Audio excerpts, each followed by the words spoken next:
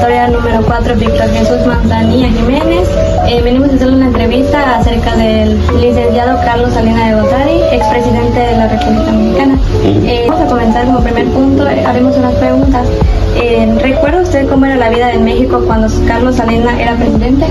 Claro que sí, fue un presidente en la cual en su periodo sucedieron muchos desequilibrios, tanto económicos, sociales y políticos. ¿Había muchas empresas del gobierno en esa época? Estaban Ferrocarriles de México, estaba Teléfonos de México, y las bancas pues tenían una fortaleza económica, pero ya al final de su periodo de él endeudó al país con el FOAPROA para supuestamente hacer el rescate bancario, haciendo esa deuda de su programa, pero endeudando al país y con generaciones que todavía vienen más adelante que tienen que pagar esa deuda que supuestamente él fue el que hizo. ¿Había programas de ayuda del gobierno para la gente? ¿Recuerdan uno? En ese tiempo sí había los niños del programa de las becas de solidaridad, habían despensas que les daba el gobierno federal, eso se daba cada mes, con un pago económico y una despensa. ¿Recuerdas si se firmó algún tratado importante de comercio con otros países? Fue el TEMEC, el TEMEC, que es el Tratado de Libre Comercio entre Estados Unidos, Canadá y México. ¿Cómo cree que afectó a la gente? En ese tratado se fortaleció la economía de ambos países, tanto Canadá como en Estados Unidos, abriendo los mercados para poder hacer el intercambio comercial con esos países. ¿Recuerda si hubo alguna crisis económica importante durante el gobierno de Salinas?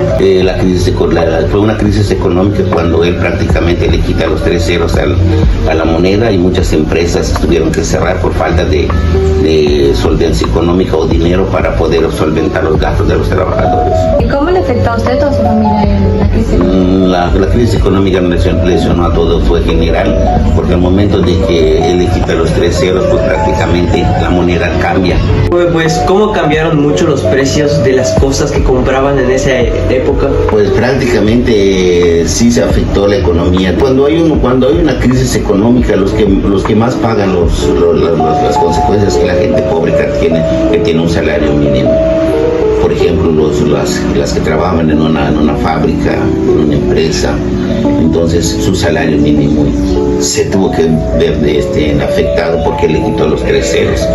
O sea, si prácticamente ganaban 1,000 pesos a la semana y le quitas 3 ceros, solamente le daban 1 peso. O sea, 10 pesos ya eran, porque le quitó 3 ceros de los 1,000. ¿Cuánto le quedaba? Solo le quedaba 1 peso. Le quitó 3 ceros, le quitó de los 1,000, solo le quedó 1 peso. Entonces, en eso es donde se refleja la crisis económica de las empresas. ¿Recuerdas si algo se volvió mucho más caro o mucho más barato? Definitivamente que se tuvo que volver mucho más caro todo, porque la canasta básica que consumen los más pobres, como el frijol, el arroz, los huevos, el azúcar, la leche, café, pues prácticamente se tuvo que afectar grandemente su economía de ellos.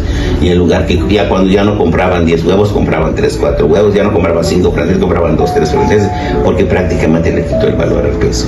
¿Cómo diría usted que era la economía general durante esos años? ¿Buena, mala, intermedia? Antes de que le quitara los ceros, era regular.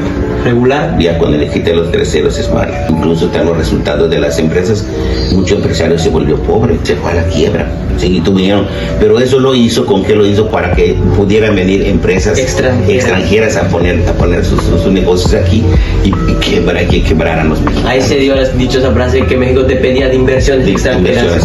Por ese motivo, esa fue la estrategia de él para quitarle los 3 ceros, para que vengan inversión extranjera. Okay. Y como la economía de México era que le decían el oro verde, pues se fue robando. ¿Qué es lo que más recuerda de esa época en cuanto a la economía? ¿Era algo bueno o era algo malo?